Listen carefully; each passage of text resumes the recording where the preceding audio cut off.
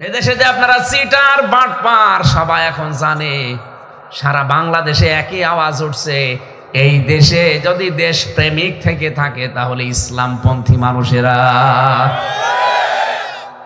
বাকি যারা সব এরকম ভুয়া।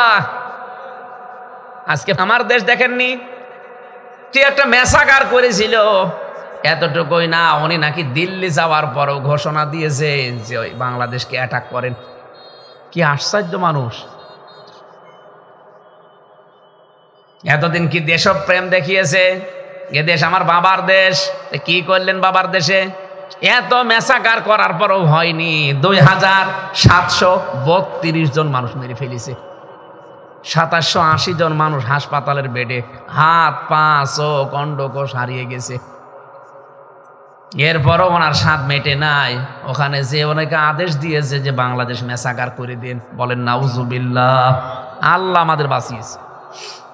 আমার দেশ পত্রিকার পড়া রিপোর্ট আমি আজকে দেখেছি, সাংবাদিক একেবারে ভিডিও আকারে দেখাচ্ছে, উনি জানাচ্ছে এইটা যে যখন উঠবে তখন 14টা ব্যাগ নিয়েছিল হেলিকপ্টারে, একটা মানুষের সাথেও কোনো কথা বলে নাই, খালি বারবার জিজ্ঞাসা করছে আমার ব্যাগগুলো উঠেছে, বলে হ্যাঁ ঠিক আছে চলেন, আর কারোর সাথে কথা বলেন, আপনার ব্যাগের দরকার এত?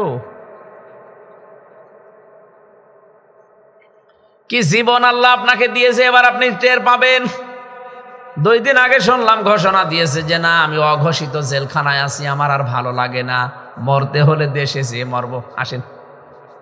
আপনি চট করে আসবেন আর ফট করে আমরা আয়না ঘরে ঢুকিয়ে দেব। কি কষ্ট মানুষকে যায় না ঘরে দেয়। আমি তো মিনিটায় ছিলাম 10 দিন, বিগটায় যেতে পারিনি। এত কষ্ট মানুষকে দেয় হয় ওখানে, মানুষের বিবেক মেনে নাই কি করে? আমার তো ছোট মানুষ ধরে না। সূরা নমলের 52 নম্বর আয়াত, 19 নম্বর পারার 20 নম্বর পৃষ্ঠার 7 নম্বর লাইনে আছে, রব্বুল আলামিন বলেন ফাতিলকা বুয়ুতুহুম খাবিয়াতাম বিমা যালামু। আল্লাহ যেন এই হাত দিয়ে দেখাচ্ছেন, যারা আলেম আছে তাফসীর বোঝে, আল্লাহ যেন এইভাবে দেখাচ্ছে যে এই সেই ঘরগুলো। কেন একটু তাকান না কেন, এই সেই ঘরগুলো, একটা ঘরের নাম দেয়নি, বুয়ুত বহু বছর, বাইতুন না।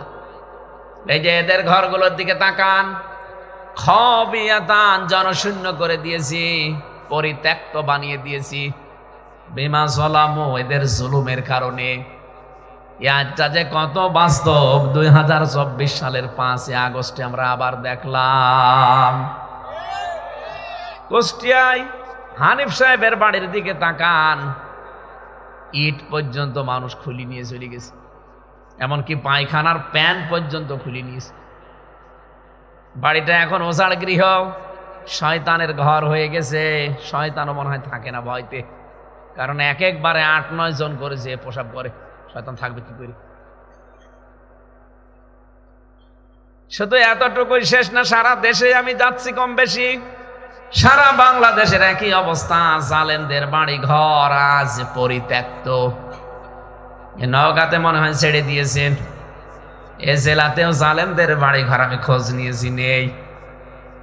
আপনাদের পাশের থানার মনে হয় মন্ত্রী ছিল যে একজন দাদা বাবু, ও এই থানার না, নিয়ামতপুরের। আল্লাহর ওলিকে দেখলাম কোর্টে তুলতেছে, আয় রে শরীর বানিয়েছে, দুলতে দুলতে উঠতেছে।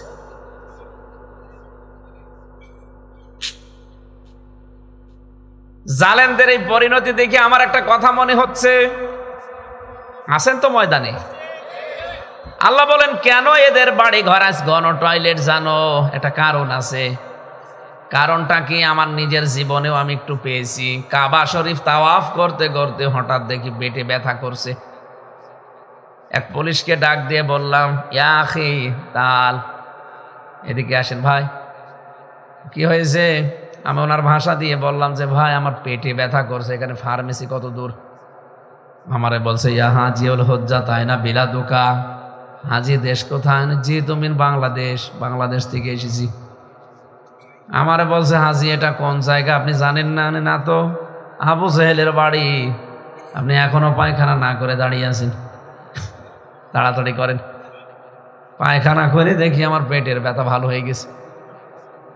মানে আল্লাহ যেন আমাকে জানাতে চায়, হামজা এত টাকা খরচ করে আসলে আর শয়তানের মুখে টয়লেট না করে চলে যাবা, তাড়াতাড়ি করো। এই দেশে জালেমদের এই বাড়ি ঘর গুলো আজ দেখে মনে হচ্ছে ঠিক মানুষের মনে হয় পেটে ব্যথা করে, প্রসাবের চাপ দেয় যে আল্লাহ ওই বাড়িতেই কাজ করায়। এ পর্যন্ত যদি আল্লাহ বলে শেষ করে দিতেন আমি আয়াতটা পড়তাম না। এরপরে আমাদের জন্য শিক্ষা, ইন্না ফি যালিকা লাআয়াতাল লিকাউমিন ইয়ালামুন। বক্তব্য শুরু করেছেন আল্লাহ ইন্না দিয়ে, মাঝখানে লামে তাকিদ আছে, দুইটা গ্যারান্টি দিয়ে আল্লাহ বলেন অবশ্যই এর ভেতরে শিক্ষা আছে যারা জ্ঞানী তাদের জন্যে। সুতরাং বাংলাদেশে যারা জ্ঞানী মানুষ আমরা, আমাদের শিক্ষা কি? জালেমদের এত বড় বিশাল 15.5 বছরের শিকড় আল্লাহ যদি কেটে তাদের বাড়ি ঘর পর্যন্ত পরিত্যক্ত বানিয়ে দিতে পারে, আগামীতে বাংলাদেশের ক্ষমতায় যারা বসবেন তারাও যদি জাতির সাথে জুলুম করেন, আপনার বাড়িও কিন্তু 5 বছর পরে ওজাড় গৃহ হয়ে যাবে। আমি আশা করি আমি বোঝাতে পেরেছি। এরপরও যদি না বোঝার ভান করে থাকেন, এদিকে আসেন, আসেন।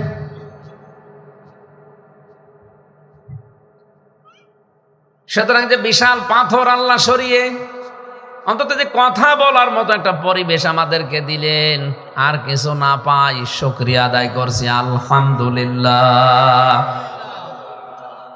কিন্তু দুঃখ লাগে এখনই অনেকে দেখছি আগস্টের 5 তারিখের পর থেকে থালা এখনো হাতে পাইনি, কিন্তু চাঁদাবাজি আরম্ভ করে দিয়েছে। এ জেলায় মনে হয় নেই। গতকালকেও গাইবান্ধা শাখাটাতে চাঁদাবাজি করতে গিয়ে 2 দল মরে গেছে। আর একজন অসুস্থ জামাতের কর্মী, উনি বাধা দিতে গিয়েছিল, ওনারা পেটিয়ে আহত করে ফেলেছে। কি মনে করছেন জালেমদের অত বড় শিকড় যদি আল্লাহ নষ্ট করে দিতে পারে, আপনার তো শিকড়ই নেই? আপনি খোঁজ রাখেন কিছু, গোয়েন্দা বিভাগের খোঁজ রাখেন, প্রশাসনের খোঁজ রাখেন, এদেশের মানুষের মনোভাব বোঝেন। আগস্টের 5 তারিখের আগে বাংলাদেশের মাত্র 100 জনের 15 জন মানুষ চাইতো কোরআনে দেশে কায়েম হোক, মাত্র 15 জন। এই যে এরকম মানুষ দেখুন, এই 3 মাস 10 দিনের ব্যবধানে বাংলাদেশে এখন 100 জনের 58 জন মানুষ চাইছে এই দেশে কোরআন কায়েম হোক। কোথায় চলে গেছে আপনি টের পাচ্ছেন না? আন্দাজে থালা নেওয়ার জন্য মারামারি করছেন। এই জন্য সাবধান হন, আর কিছুদিন যেতে দেন। যেভাবে মানুষ কোরআনের দিকে ঝুঁকতেছে, আমার তো মনে হয় দেশের 100 জনের 100 জন মানুষই চাইবে এদেশে কোরআনের রাজ কায়েম হোক। কারণ কিছু দেখতে পারবেন আপনি। আমিরে জামাত ডক্টর শফিকুর রহমান ঘোষণা দিয়েছে, যদি ইসলাম দেশে আসে সর্বপ্রথম এই দেশ থেকে আমি ঝাঁটিয়ে বিদায় করব চাঁদাবাজি। এটা গ্রাম অঞ্চল তো, এই জন্য টের পাচ্ছেন না, এটা শহর এলাকায় আছে। এটা কত বড় জঘন্য কাজ এটা। একজন মানুষ 15-20 বছর বিদেশে কাজকর্ম করে কিছু টাকা পয়সা তো বাড়ি বানাবে। আল্লাহর ওলি 2 জন যে বলছে মিষ্টি খাবো, কয় টাকা? 5 লাখ। তুমি কোন দেশের মিষ্টি খাবাতে 5 লাখ টাকা লাগবে? আর টাকা কি তোমার বাবার নাকি যে তোমার টাকা দেওয়া লাগবে? এটা একটা জুলুম না? এক কথা বলছে না কেন? এটা তো প্রকাশ্য জুলুম গেল, গোপনে কত জুলুমে 15.5 বছরে ওনার যোগ্যতা আছে, সব আছে, চেয়ার থেকে একটু উপরের চেয়ারে উঠবে না। ওই যে একটু দুলতে দুলতে যাচ্ছে, ওরে 5 লাখ টাকা দেওয়া লাগবে। কি কথা বলেন না কেন? সব যোগ্যতা থাকার পরও আপনি চাকরি পাবেন না। হ্যাঁ, পেতে পারেন যদি দলীয় পরিচয় থাকে আর 10 লাখ টাকা দেন। এই যে চাঁদাবাজি নীরবে, এটা সব জায়গায় বন্ধ হবে যদি কোরআনে কারিম বাংলাদেশের সংসদে যায়। মানে 2 নম্বরে ঘোষণা দিয়েছে, দেশে আমি চাঁদাবাজি নিজেরা করি না, কাউকে করতেও দেব না, আর দুর্নীতি এদেশে আমি থাকতে দেব না। আল্লাহর ওলি একটা, তার সাথে আমি ছিলাম জেলখানায়, দেখেছি তার ইমানের, তার আমলের, তার তাওয়াক্কুল, তার আল্লাহর প্রতি যে ভরসা, ইখলাস ভেতরে নিয়ে যে কাজ কারবারগুলো করে, আমি নিজে সাক্ষী। এই জন্য বলছি তার কথাগুলো আল্লাহ মনে হয় কবুল করবে। আমি প্রমাণ দিচ্ছি সূরা কাসাসের 5 নম্বর আয়াত থেকে, অনুরিদু আন্না মুন্না আলাল্লাযীনা ইসতাদঈফু ফিল আরদি ওয়া নাজআলাহুম আইম্মাতাও ওয়া নাজআলাহুমুল ওয়ারিসিন। রব্বুল আলামিন বলেন, ওই জামানায় ফেরাউন একটা দলকে কোণঠাসা করে রেখেছিল, জুলুম অত্যাচার নির্যাতন করে তাদেরকে ছোট করে রেখেছিল। সেই দলটা ছিল মুসা নবীর দল। কোন দল? আপনি ওই হাজার হাজার বছর আগের এই কাহিনীটা কোরআনে আল্লাহ খেলা করার জন্য দেয়নি। একটু মিলান তো আজ বাংলাদেশের সাথে। এই 54 বছরে জালেমরা, সে যারাই যাক, প্রতিটি জালেম বাংলাদেশে একটা দলকে টার্গেট করে কিন্তু দুর্বল করে রেখেছে, কোণঠাসা করে রেখেছে। এই কথা বলেন না কেন? অন্যদিকে মন না নিয়ে একটু মিলান, কোরআনের আয়াত 100 ভাগ মিলে যাবে। হাজার হাজার বছর আগে ফেরাউন যা করেছিল, এই 54.5 বছরে অনেক ফেরাউন তাই করেছে। একটা দলকে ওরা টার্গেট নিয়ে এত জুলুম, এত অত্যাচার, নির্যাতন করে কোণঠাসা করে ফেলেছিল, জাতি থেকে একেবারে আলাদা করে দিয়েছিল বিভিন্ন মিথ্যা জিনিস দিয়ে। এতদিন ছড়িয়েছে নাকি এরা রাজাকার? কই, আপনারা নিজেরাই তো রাজাকারের তালিকা পেশ করলেন।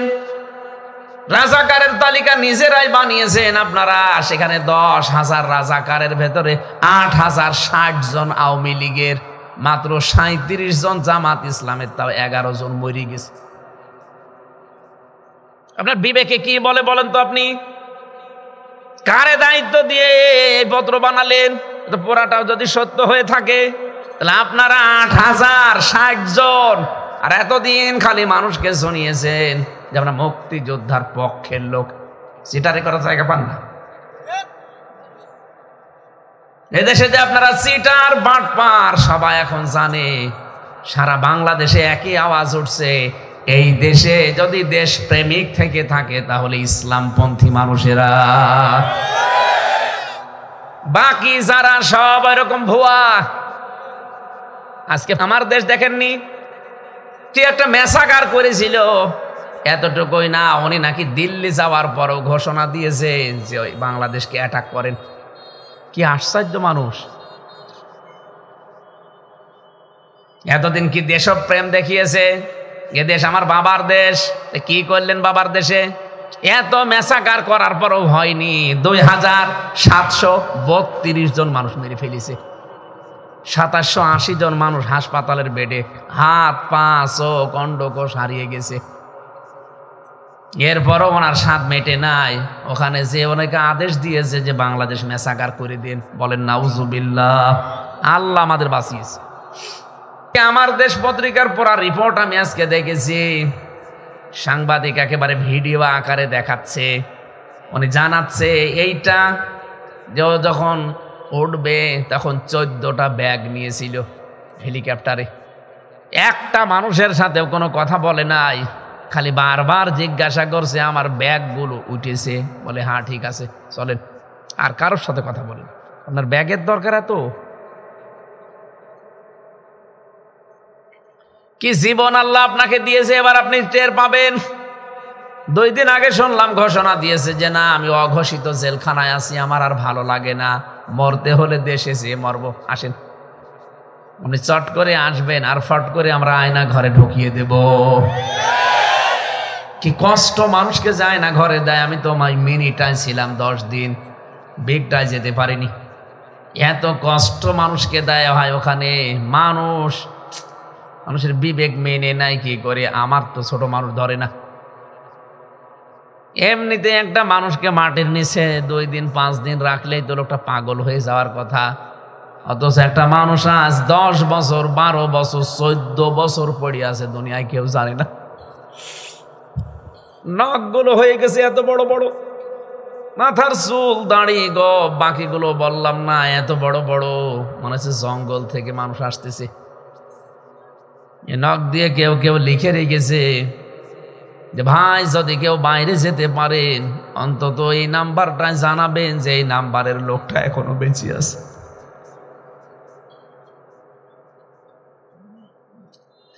এমনি বসিয়ে রাখলে তো হয় না, পায়ের ভেতরে হাত দেয়।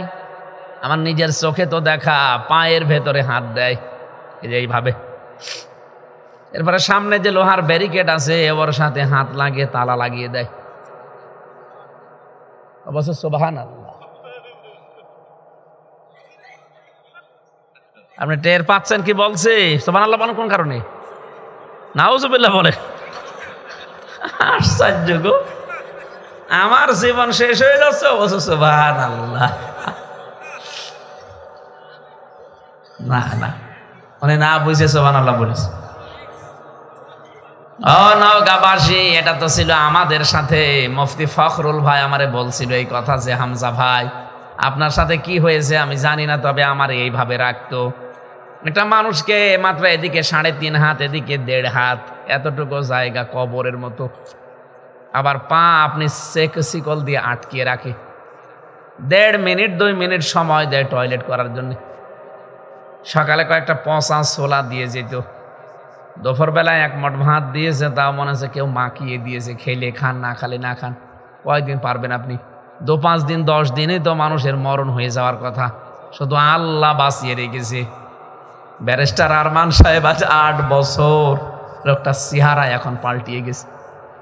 কত মানুষকে আমি দেখেছি তারা নিজেদের নাম জানে না, কি নাম জানি না। কারণ একটা মানুষ আজ 8 বছর 10 বছর 14 বছর পড়ে আছে, ও জানে না যেটা কোন বছর চলছে, কোন মাস, কোন দিন, কয়টা বাজে ও জানে না। আন্দাজে সবই করি আমরা। নামাজ পড়তে অত আন্দাজে, কারণ কখন কয়টা বাজে কেউ বলতে পারে না, জিজ্ঞাসা করলে আরাম গরম দেয়।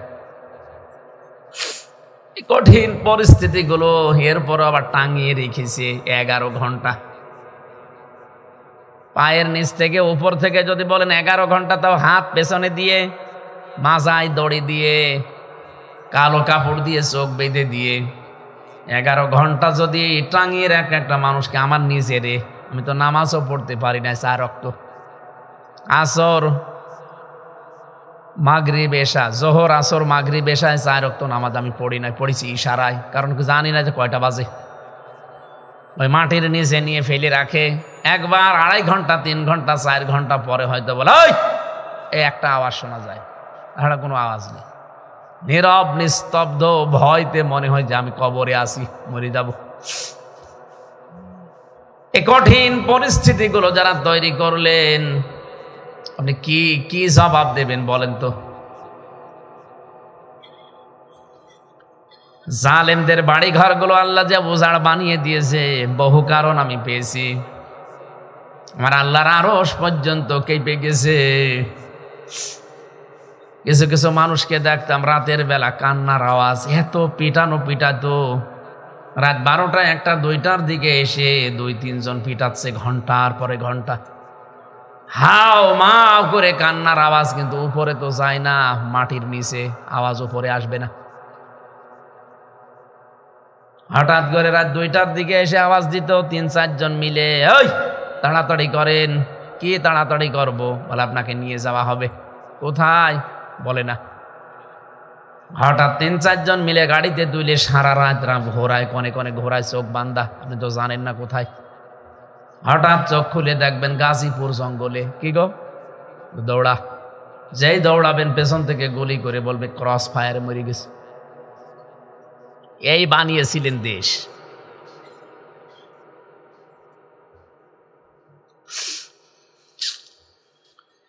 এই কঠিন পরিস্থিতির কিছুটা হলো আমি যেহেতু টাচ পেয়েছি, আর সবচাইতে বেশি কষ্ট পেয়েছিলাম রিমান্ডে।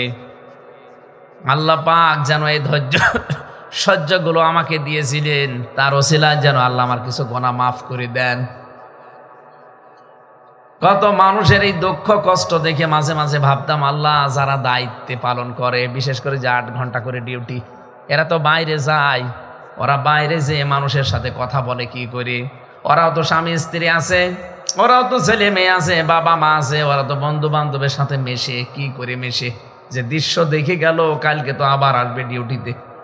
ওর কি বিবেকের ওপরে কুকুর প্রসাব করেছে না বিবেক মরে গেছে? নওগাঁবাসী, আল্লাহ বিশাল পাথরটাতে সরিয়ে দিয়েছে। জীবনে আমি যদি আর কিচ্ছু না পাই, এ জালেম যে পালিয়েছে এইটাই আমার জীবনের বড় সান্ত্বনা। আমার কিচ্ছু চাই না। বাংলাদেশে দিয়েছে ইসলাম কায়েম নাও হয়, আমার দুঃখ নেই। আমার দুঃখ নেই এই কারণে যে মানুষগুলো আয়না ঘর থেকে বেরিয়ে এসেছে। আপনি নিজেকে ওই জায়গায় দাঁড় করে একটু ভাবেন তো, কত কঠিন পরিস্থিতি তার জীবনে গেছে। যে লোকটা 14 বছর পড়ে আছে মাটির নিচে, আপনি 5 দিন থাকতে পারবেন? তাও খাবার দাবার যদি রাজকীয় দেয় তো হয়। কি খাবারের কথা বললেন দেখলেন না? সেদিন দেখলাম মির্জা আব্বাস সাহেব বিএনপির, উনি বলেছে আমি যদি বাংলাদেশে আর কিচ্ছু না পাই, তবে জালেম পালিয়েছে এটাই আমার জীবনের সবচাইতে বড় পাওয়া। আর আমার জীবনের বড় পাওয়া আমার মনে হচ্ছে যে কথা বলতে পারছি, এটা আমার জীবনের বড় পাওয়া। কতবার এই নওগাঁ জেলা এসে, কুষ্টিয়া থেকে এসে আমারে ঘরত দিয়েছে। কতবার এই 250 কিলোমিটার আসার পরও আমারে ঘরত দিয়েছে না, কথা বলতে দেব না। দেশটা মনে হচ্ছিল ওর বাবার দেশ, আল্লাহ পুরা উল্টিয়ে দিয়েছে। আমারে তো কথা বলতে দিতেন না, এখন আপনার চেহারা দেখাও মানুষের জন্য হারাম হয়ে গেছে। জালেম এখন গর্ত থেকে বের হতেও পারে না।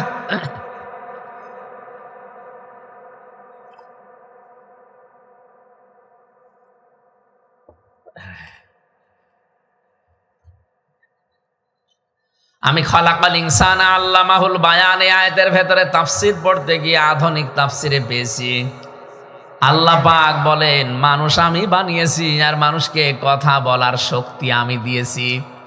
আমার মতোই দেখতে, আমার মতোই গলা আছে, আমার মতোই ঠোঁট আছে, কিন্তু কথা বলতে পারি না, এরকম বোবা নেই। কথা বলেন না কেন? কেন? কারণ এই যে 27টা স্তর আছে এই কণ্ঠে, 27টা ধাক্কা লাগার পরে একটা কথা তৈরি হয়। এটা তো বিজ্ঞানের তত্ত্ব, আর কোরআন হাদিসের বর্ণনা হচ্ছে প্রতিটি জায়গায় আল্লাহ একজন করে ফেরেশতা বসিয়ে রেখেছে। এর কাছে ও, ওর কাছে ও, ওর কাছে ও, এভাবে দিতে দিতে 27 নাম্বার ফেরেশতা কথাটা তৈরি করে বাইরে বের করে দেয়। অথচ এই কণ্ঠনালী জালেমরা এই 15.5 বছর আটক করে রেখেছিল। কথা বলেন ঠিক কিনা? যে আল্লাহ আমাদেরকে বিশাল নিয়ামতটা আবার ফিরিয়ে দিলেন, যারা কথা বলতে পারেন, জবান খুলে একবার বলেন আলহামদুলিল্লাহ। দরুদ আর সালাম পড়ছি আমাদের নবী, মানবতার মহান শিক্ষক মুহাম্মাদুর রাসূলুল্লাহ সাল্লাল্লাহু আলাইহি ওয়াসাল্লামের প্রতি। আমার আজকের আলোচনার বিষয় তাকওয়া। কি বললাম? আমি এটার উপরে কথা বলবো। থাকবেন তো ইনশাল্লাহ, নাকি চলে যাবেন? হ্যাঁ, একটু থাকেন। যাওয়ার সময় আমার গাড়িতে আমার লিখিত জেলখানার বই আছে, পারিবারিক জীবন নিয়ে লিখেছি। স্বামী স্ত্রীর দাম্পত্য জীবনের কলহ এবং তার সমাধান কি হবে, কয়েকটা আছে। যাওয়ার সময় আপনি একটু নিয়ে যান, কাজে লাগবে।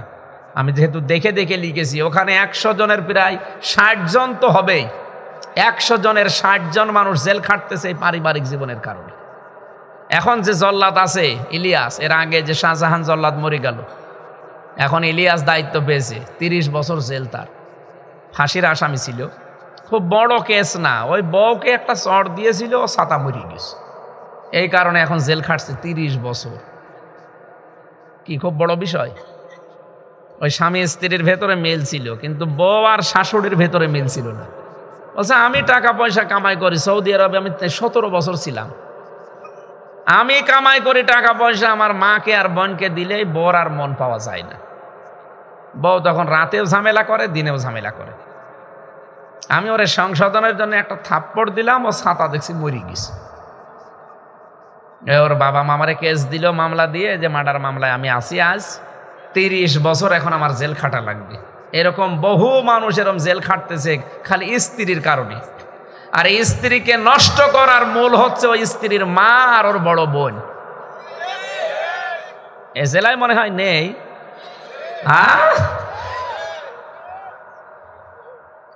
সম্মানিত মা বোন যারা এসেছেন, আপনাদেরকে বলছি, মেয়েরা এসেছে, খালি নামাজ পড়া, রোজা রাখা আর কালো বোরকা পরা ইবাদত না। অতুইনু আলা দীনি যাওজাতিহা, তোমার স্বামী যদি দ্বীনের কাজ করে, ইসলামের কাজ করে, মানবতার কাজ করে, তাকে সাহায্য করা লাগবে। এটা নেককার মহিলার 3 নাম্বার গুণ। অথচ বাংলাদেশে বহু মহিলাকে স্বামী বাইরে যায়, দ্বীনের কাজে, ইসলামের কাজে, মানবতার কাজে সাহায্য করা দূরের কথা, আরো বাধা দেয়। হ্যাঁ, সবই তোমার, আর দেশে মানুষ নেই। অথচ খাদিজাতুল কুবরা রাদিয়াল্লাহু তাআলা আনহা শুধুমাত্র স্বামীকে সাহায্য করার কারণে, স্বামীর খেদমতের মাধ্যমে আল্লাহ তাকে জান্নাতে ঘর বানিয়ে সুসংবাদ পাঠিয়েছেন। এই একটাই মহিলা যাকে আল্লাহ সালাম দিয়েছেন, আর জান্নাতে তার জন্য একটা ঘর বানানো আছে, এই সুসংবাদ দিয়েছেন জিবরাইলের মাধ্যমে। সুবহানাল্লাহ বলতে পারেন নাই? অথচ খাদিজার পুরা জীবন পড়েন, তিনি জীবনে 1 ওয়াক্ত নামাজ পড়েননি, রোজা রাখেননি, হজ করেননি, যাকাতও দেননি, কারণ বিধানগুলো তার ইন্তেকালের পরে সব নাজিল হয়েছে। যে মহিলা জীবনে নামাজ পড়লো না 1 ওয়াক্ত, রোজা রাখলো না একটা, নামাজ পড়ে নাই, রোজা রাখে নাই, হজও করে নাই, যাকাতও দেয় নাই, শুধু স্বামীকে দ্বীনের কাজে সাহায্য করেছে, তার অর্থ সম্পদ যা ছিল সব স্বামীর পায়ে ঢেলে দিয়েছে, স্বামীকে সহযোগিতা করেছে, উৎসাহ দিয়েছে, অভয় দিয়েছে, এমনকি স্বামীর জন্য রাত জেগে দরজার সাথে পিঠ লাগিয়ে ঘুমিয়েছে। এই স্বামীর কারণে আল্লাহ তাকে এমন একটা জান্নাত দিয়েছে, জান্নাতে আলাদা ঘর এই একটা মহিলার জন্য। সুবহানাল্লাহ বলতে পারেন নাই? তা আপনি কারে অনুসরণ করেন? খালি নামাজ পড়ে, রোজা রেখে আর কালো বোরকা পরে জান্নাতে যাবেন? স্বামী যাদের আছে এটাকে মহারথী মনে করবেন, বিশাল জিনিস। আপনি হয়তো বোঝেন না যে স্বামী কি। এই জন্য পুরা কোরআন শরীফ দেখবেন, যেখানে মহিলাদের স্বামী আছে সেই মহিলার নাম আল্লাহ কোরআনে দেয়নি, কিন্তু যেই মহিলার স্বামী নেই সেই মহিলার নাম আল্লাহ কোরআনে দিয়েছে। একটা মহিলার স্বামী ছিল না, নাম কি? মারিয়াম। নাম কি? এই মারিয়ামের নাম আল্লাহ কোরআনে দিয়েছেন, সূরা পর্যন্ত দিয়েছেন। কিন্তু যাদের স্বামী ছিল, স্বামী খারাপ হোক, কিন্তু তাদের নাম আল্লাহ সরাসরি কোরআনে দেয়নি। ফেরাউন নাম দিয়েছে, কিন্তু ফেরাউনের স্ত্রী আসিয়ার নাম নেই, ইমরাআতা ফেরাউন আছে। কথা বলেন না কেন? যেখানেই কোরআন শরীফের স্বামীর নাম, স্ত্রী যার স্বামী বেঁচে আছে তার নাম সরাসরি আল্লাহর নামটা না দিয়ে জমির হিসাবে তাকে ইঙ্গিত দিয়েছেন। তাফসিরে পড়েছি এই কারণে, এ পৃথিবীর মেয়েরা সবচাইতে দামি সম্পদ আপনার জন্য আপনার স্বামী। মাথার উপর থেকে ছায়াটা সরে যাক, দেখেন কত রকমের উল্টাপাল্টা কথা সমাজে শোনা লাগে। অথচ বহু মানুষ এখন বিনা কারণে স্বামীর থেকে ডিভোর্স চায়। কথা বলছেন এখানে? এই 24 সালের রিপোর্ট বেরিয়েছে, বাংলাদেশে এখন ডিভোর্সের সংখ্যা দিন দিন বাড়ছে। এর পেছনে যতগুলো কারণ, তার অন্যতম কারণ হচ্ছে স্বামীর মর্যাদা না বোঝা। আসিয়া এত বড় হারামি খারাপি, এত বড় খারাপি স্বামী পাওয়ার পরও জীবনে স্বামীর জন্য তিনি বরদোয়া করেননি।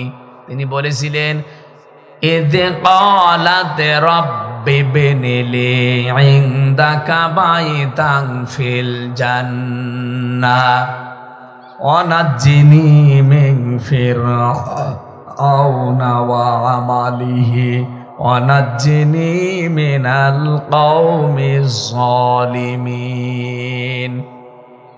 আরবি গ্রামার যারা জানে, এখানে নি এক আলিফ করে টান আছে দুইটাই।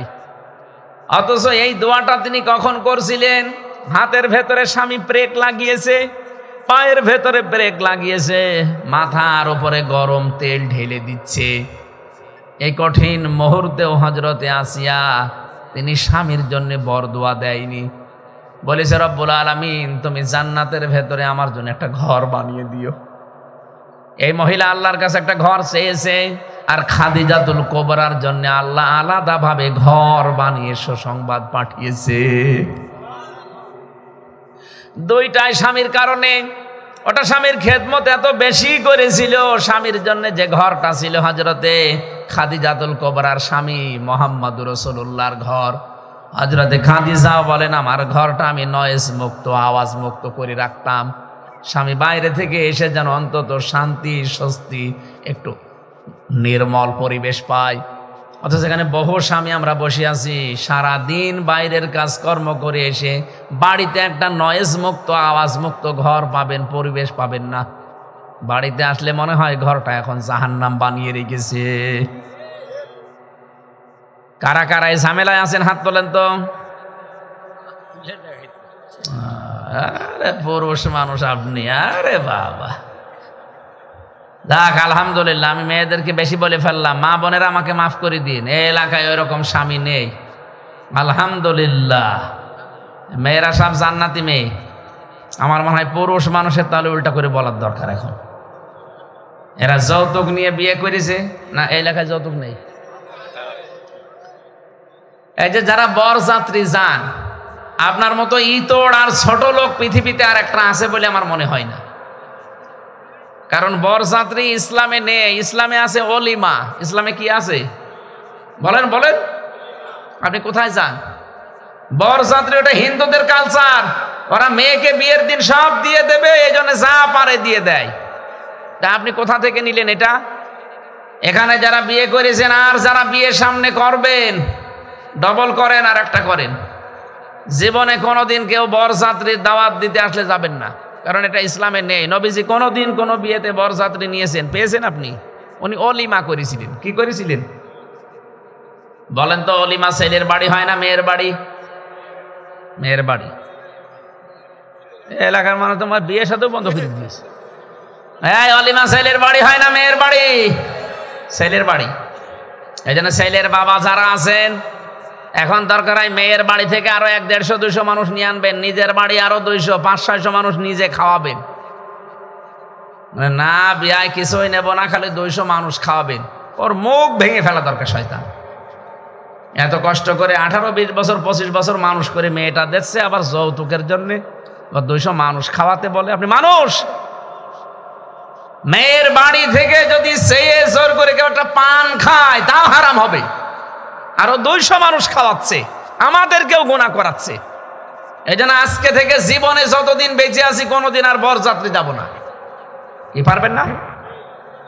না, এই এলাকায় মনে হয় শুনবে না। এই বরযাত্রী যাবেন না কারা কারা হাত তোলেন তো, দেখেন তো হাত তোলেনি কে? এই যে আল্লাহর ওলি বরযাত্রী যাবে, ঠিক আছে। হ্যাঁ, আপনি কি ঘুমিয়ে পড়লেন? অলিমা করবেন এখন থেকে, রাজি আছেন আপনারা? আর যে টাকা নিয়েছেন শ্বশুরের কাছে ফেরত দিয়ে দেবেন। কি আমি ইয়ার কি মারছি না, হাসির ছলে কথা বললো, এগুলো গুরুত্বপূর্ণ বিষয়। আপনি হারাম খেয়ে জাহান্নামে যাচ্ছেন। যে 10 জন 50 জন 200 জন খাওয়িয়েছেন, ওই টাকা ফেরত দেওয়া লাগবে শ্বশুরকে।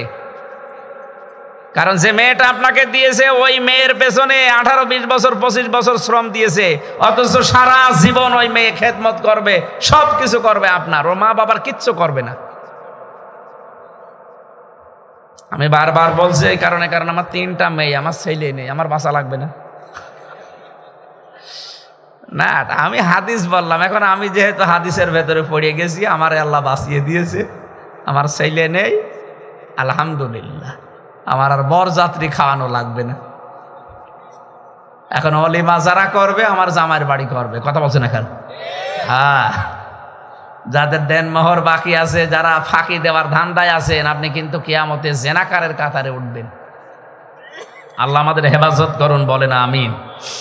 রাসূলুল্লাহর উপরে দরুদ আদায় করি। আমরা তেলাওয়াত করেছি 27 নম্বর আয়াতটা, এটা সূরা মায়েদার। আলোচনার বিষয় হচ্ছে তাকওয়া।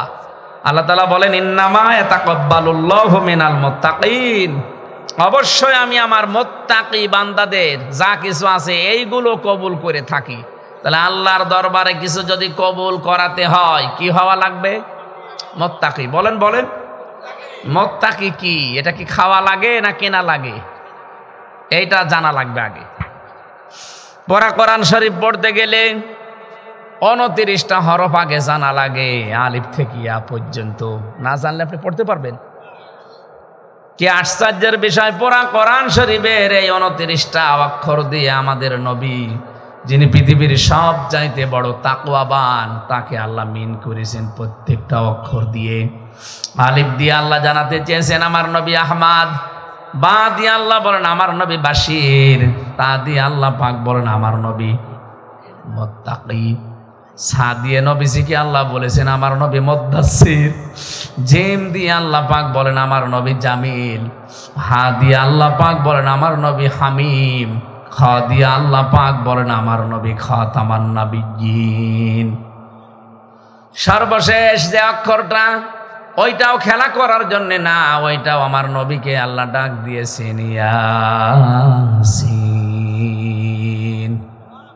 আল্লাহ বলেন হে নেতা, আল্লাহর ঘোষণা দেওয়া নেতা একজন। এখানে কত মানুষ আমরা বুঝে হোক না বুঝে হোক এই বিশ্বাসে আছি যে সূরা ইয়াসিন পড়লেই 10 খতম কোরআন পড়ার সওয়াব হয়। এর ভেতরে 86টা আয়াত আছে, 86টা বিষয়ের ভেতরে প্রায় 77টা শিক্ষা আছে। এই শিক্ষাগুলো আপনার জীবনে থাকা লাগবে। একটা শিক্ষাও আপনি মানেন না, খালি ইয়াসিন পড়ে 10 খতম কোরআন শরীফের সওয়াব পাবেন। আপনি সওয়াব দিয়ে করবেন কি?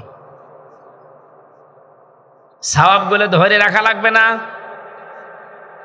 আয়াতুল কুরসি পড়লেই যদি আপনি মারা যান 5 ওয়াক্ত নামাজের পরে, আমরা সবাই জানি আয়াতুল কুরসির আমল থাকলে মরে গেলে জান্নাত হবে।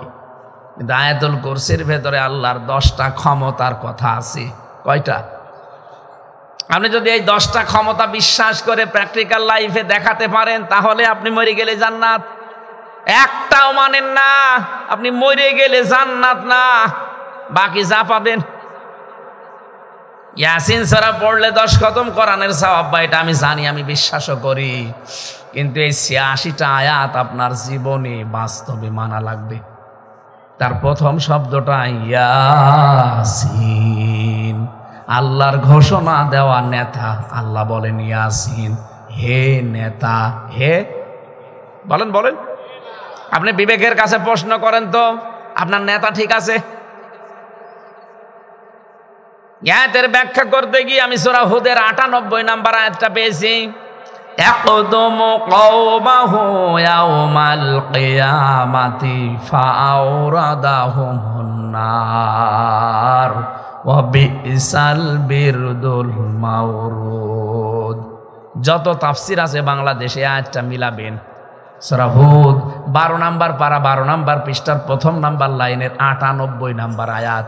এই আয়াতের বাংলা অর্থ হচ্ছে, মানে সামারাইজের বাংলা এইটা, কোন দলের নেতা যদি জাহান্নামে যায়, যত কর্মী আছে তার পেছনে সবাই জাহান্নামে যাবে। যদিও ফেরাউন সম্পর্কে আল্লাহ আয়াতটা দিয়েছেন, তাফসিরে আমি মাযহারিতে পড়েছি, ইবনে কাসিরে পড়েছি, মারিফুল কোরআনে, ফি জিলালিল কোরআনে, প্রায় 11টা তাফসিরের সাথে সবাই একমত যে দলের নেতা জাহান্নামী, কর্মীরাও তার সাথে জাহান্নামে যাবে। আপনি বাংলাদেশের সাথে আয়াতটা মিলিয়ে বলেন তো, যে যেই দল করেন আপনার নেতা জান্নাতি না জাহান্নামী, আপনি নিজেই কিন্তু টের পাচ্ছেন। এক কথা বলছেন না কেন? আপনি এমন নেতার পেছনে চলেন যে রাত 12টার পরে আর চোখে দেখে না, এমন লাল পানি খেয়েছে, তাল গাছকে ধাক্কা দিয়ে বলে মিয়া ভাই সাইড দেন। কি এরকম নেতা দেশে নেই? এখন যদি বলেন এর বিকল্প, বলেন বিকল্প আছে। বিকল্প আপনি দেখতে পান না। যারা এক একটা সেজদায় 45 মিনিটে 1 ঘন্টা কেটে যায়, আপনি তাকে তো দেখেন না। যার চেহারার দিকে তাকালে আল্লাহর কথা মনে পড়ে, এরকম লোক নেই দেশে? আপনি এটাকে তো রাজনীতি মনে করে চলে যান। এটা রাজনীতি নয়। তাকওয়া অবলম্বন না করলে আল্লাহর কসম আপনি জান্নাতে যেতে পারবেন না। তাকওয়ার মূল ব্যাখ্যা আজকের তেলাওয়াতকৃত আয়াত থেকে এবার বলছি। আল্লাহ যেহেতু তাকওয়া যারা অবলম্বন করবে এদেরগুলো শুধু কবুল করবেন। সূরা মায়েদা 8 নম্বর আয়াতটা বাড়ি যেয়ে মিলাবেন। ইয়া আইয়ুহাল্লাযীনা আমানু কুনু কাওয়ামিনা লিল্লাহি শুহাদাআ বিল কিসতি। ওহে ঈমানদারেরা, তোমরা দাঁড়িয়ে যাও, আল্লাহর জন্য দাঁড়াও, সত্যের সাক্ষ্য দেওয়ার জন্য দাঁড়াও, ন্যায় এবং ইনসাফ প্রতিষ্ঠার জন্য দাঁড়াও। বিশ্বনবী মুহাম্মদ রাসূলুল্লাহ নবুয়ত পাওয়ার আগে আল্লাহ তাকে 2টা গুণে গুণান্বিত করেছিলেন। একটা তিনি ছিলেন সত্যবাদী, আর একটা ছিলেন তিনি ন্যায় পরায়ণ। কথা বলেন না কেন? উনি এই দুইটা বিষয় নবুয়ত পাওয়ার পরে পেয়েছেন না আগেই ছিল? নবুয়ত পাওয়ার আগেই তারা মক্কায় মানুষ বলতো আল-আমিন আস-সাদিক। তিনি ন্যায় বিচারক ছিলেন। ন্যায় বিচার কায়েম করার জন্য তিনি যে দল গঠন করেছিলেন হিলফুল ফজল নামে, চেষ্টা চালিয়েছিলেন, কিন্তু কাঙ্ক্ষিত মানের শান্তি দিতে পারেননি। ওই নবী কোরআন কারিমে যে হাতে পেলেন আয়াত, কোরআন হাতে পাওয়ার পরে যখন আল্লাহ জানিয়ে দিয়েছেন, হে নবী ইমানদারদেরকে বলেন তারা যেন দাঁড়িয়ে যায়, শক্ত থাকে, মজবুত থাকে, তারা যেন কায়েম হয়ে পড়ে। লিল্লাহি, আল্লাহর জন্য, শুহাদা, সাক্ষী হিসাবে, বিল কিসতি, ন্যায় নীতির সাথে, ইনসাফের সাথে। এর পরের শব্দটা এত মারাত্মক শব্দ আল্লাহ দিয়েছেন, এটা আমি যখন আয়াতটা পড়ি তখনই আমার ভেতরে কাঁপন সৃষ্টি হয়। ওয়ালা ইয়াজরিমান্নাকুম শানানু কওমিন আলা আল্লা তা'দিলু। আল্লাহ পাক বলেন, হিংসার বশবর্তী হয়ে কোন নিরপরাধ মানুষের উপরে জুলুম অত্যাচার করবা না। খুব ভালো করে মিলান, সেই 1971 সালে 1947 সালে কে কি করেছে সেই দোষ যদি 2024-এ আমার উপরে দিয়ে কেউ বিচার করে, এটা কি বিচার হবে? অথচ এই যে আলেমদেরকে অধিকাংশ যাদের ফাঁসি দিলেন, একটাও তো দেখা সাক্ষী আমরা দেখলাম না। অধিকাংশ গুলো সব শোনা সাক্ষী। সাক্ষী এখানে শুহাদা আছে। সাক্ষী মানুষ দেয় কি দেখে না শুনে? কথা বলেন না কেন? সাক্ষী দেওয়া লাগে দেখে দেখে, শুনলে সাক্ষী দেওয়া যায় না। অথচ যত সাক্ষী আমরা দেখলাম, আন্তর্জাতিক অপরাধ ট্রাইব্যুনালে যাদেরকে সাক্ষী দিতে নিয়ে যায়, বলে কি শুনেছেন না দেখেছেন? বলে দেখি দি, শুনেছি। কারণ আমার জন্ম সময় হয়নি, আমার জন্ম হয়েছে 1972 সালে, আর আমি সাক্ষী দিচ্ছি 1971 সালের। আমি কি বেশি বলে ফেলছি? এটা হয়েছে।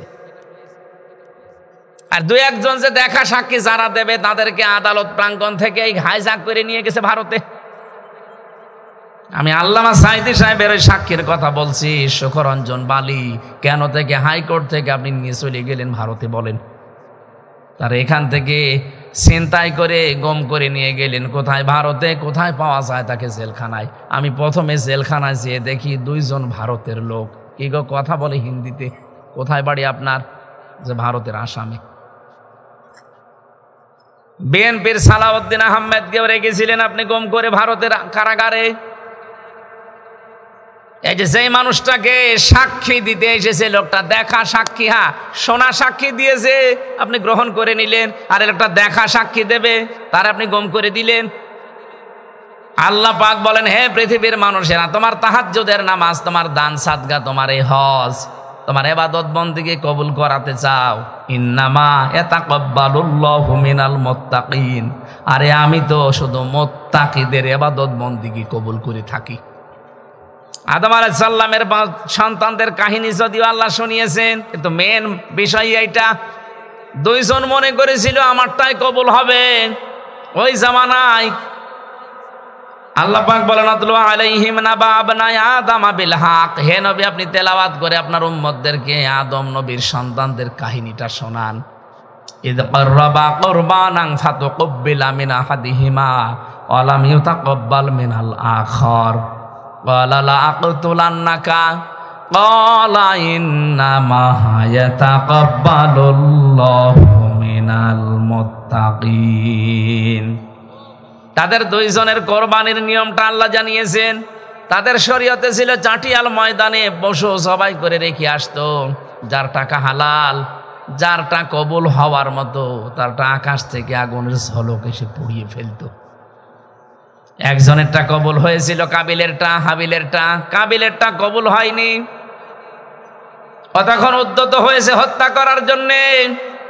হযরতে হাবিল ডাক দিয়ে বলেছে, ভাই আমারটা আল্লাহ কবুল করে নিয়েছে, আপনারটা কবুল হয়নি, এটা তো দোষ আমার না, এ দোষ তো আপনার নিজের। আপনার কর্মপন্থা ঠিক করেন, আপনার জীবনকে পরিষ্কার করেন, আল্লাহর বিধিবিধানের দিকে ফিরে আসেন। তিনি বললেন, ইন্নামা ইয়াতাকাব্বালুল্লাহু মিনাল মুত্তাকিন। আল্লাহ তো শুধু কবুল করে থাকে এই পৃথিবীতে মুত্তাকি যারা, তাদের ইবাদত বন্দেগী আমল আখলাক। জোরে বলেন সুবহানাল্লাহ। এজন্য একজনের দোষে যদি হিংসার বশবর্তী হয়ে অন্য জনের উপরে আপনি শাস্তি দেন, আল্লাহর কসম, যে যেখানে বসে এই কাজ করবে আল্লাহ তাকে ওই পরিমাণের শাস্তি দুনিয়ায় দিয়ে মরণ দেবে। এই জন্য ওয়ালা ইয়াজরিমান্নাকুম, সাবধান, একজনেরটা আর একজনের উপরে তুলবা না হিংসার বশবর্তী হয়ে রাগ করে। অথচ এই 53 বছর তো এইটাই চলছিল, শুধু রাগের বশবর্তী হয়ে একজনের দোষ আর একজনের উপরে চাপিয়ে তারে কালার করে দেয়, তারে শাস্তি দেয়। এ দিল, সাবধান, ন্যায় বিচার কায়েম করো, ন্যায় বিচার কায়েম করো। হুয়া আকরাবু লিত্তাকওয়া, এইটাই তাকওয়ার নিকটবর্তী পন্থা। আমাদের বাংলাদেশে আজ যদি ন্যায় বিচার কায়েম হতো তাহলে তাকওয়া কারে বলে আপনি দেখতে পেতেন। কারণ পৃথিবীতে যতক্ষণ মানুষ ন্যায় বিচার করে, আল্লাহ বলেন আমি ততক্ষণ ওই বিচারকের সাথে আছি। যখন ন্যায় বিচার বন্ধ করে মন মতো বিচার করে, তখন আমি আল্লাহ ওর দায়িত্ব ছেড়ে দেই আর ওই কাজটা ওর ওপরে ঘুরিয়ে দেই। এটাতে কত বাস্তব। এই 15.5 বছরে বিচারের নামে প্রহসন করেছেন যারা, এখন সব তারা ওই কাঠ গড়ায়। এই কথা বলছে না কেন? যে আন্তর্জাতিক অপরাধ ট্রাইব্যুনাল বানিয়ে মিথ্যা সাজা দিয়েছেন কোরআনের পাখি, সারাটা জীবন কোরআন প্রচার করে গেল, আর তারে এই বিচার ব্যবস্থায় আপনি তাকে যাবজ্জীবন আমৃত্যু কারাদণ্ড দিয়ে দিলেন। এখন নেন, আপনারটাও এরকম হবে। আজকে দেখলাম ইন্টারপোলের মাধ্যমে আপনাকে ফেরত নেওয়ার জন্য হাইকোর্ট অলরেডি আদেশ দিয়ে দিয়েছে। আপনি এখন টের পাবেন কি হয়। ইন্টারপোলের মাধ্যমে আপনাকে নিয়ে আসা হবে। শুধু নিয়ে সেই শেষ না, বাস্তবতায় এবার আপনি দেখবেন যেখানে যা করেছিলেন হিংসার বশবর্তী হয়ে। আমরা দেশের মানুষ তো হিংসার বশবর্তী হয়ে করছি না, যা করছি সঠিকভাবে। আমার তো মনে হচ্ছে একেবারে মিলে যাচ্ছে। উনি ওখানে বসে বসে দেখতো, আমি কারাগারে দেখেছিলাম আমাদের ঘরের সামনে, বিশেষ করে ফাঁসির ওই কন্ডেম সেলে আমাদের প্রত্যেকের আলেমের সামনে সিসি ক্যামেরা লাগিয়ে দিত। উনি নাকি সেই গণভবনে বসে বসে দেখতো এর সাথে কেউ কথা বলে কিনা। বিশেষ করে মাওলানা মামুনুল হক আর হামজা, এই দুইজনের ওপর রাগ। আমরা কি আপনার পাতে গরম ভাতে ছাই দিয়েছি?